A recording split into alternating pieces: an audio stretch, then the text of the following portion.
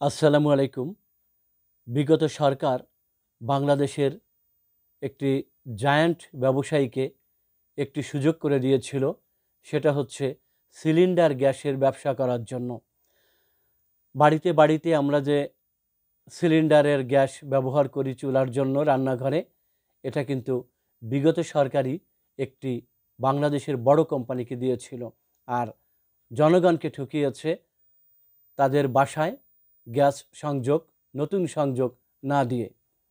এমনিই দেশে গ্যাস নেই, গ্যাসের অপচয় হয়, কিন্তু তাই বলে আমাদের ন্যায্য অধিকার, আমাদের বাড়িতে গ্যাসের সংযোগ নতুন বন্ধ করে অন্য কোম্পানিকে সিলিন্ডার গ্যাসের ব্যবসা করার জন্য সুযোগ দিবেন, এটা খুব কষ্টের কথা। আমার প্রতি মাসে 4টা 12 লিটারের 12 কেজির গ্যাস সিলিন্ডার লাগে, আমার অনেক টাকা খরচ হয়। কিন্তু সরকারি গ্যাসের যে ন্যায্য দাম, সেই দাম হলেও আমাদের 1000 টাকা হয়ে যাওয়ার কথা। তো যাই হোক, আমি সরকারের কাছে, আগামী সরকারের কাছে, বর্তমান অন্তর্বর্তীকালীন সরকারের কাছে বিনীত অনুরোধ করব, আপনারা গ্যাস নতুন সংযোগ দিন এবং প্রিপেইড মিটার দিয়ে দেন, যাতে কেউ গ্যাসের অপচয় না করে।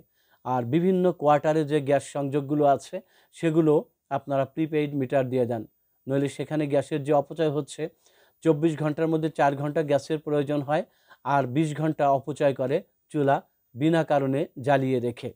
ওখান থেকে যদি প্রিপেইড মিটার দিয়ে ওই গ্যাস অপচয় বন্ধ করতে পারেন, তাহলে বাংলাদেশের অনেক বাড়িতে আপনারা নতুন গ্যাস লাইন দিতে পারবেন।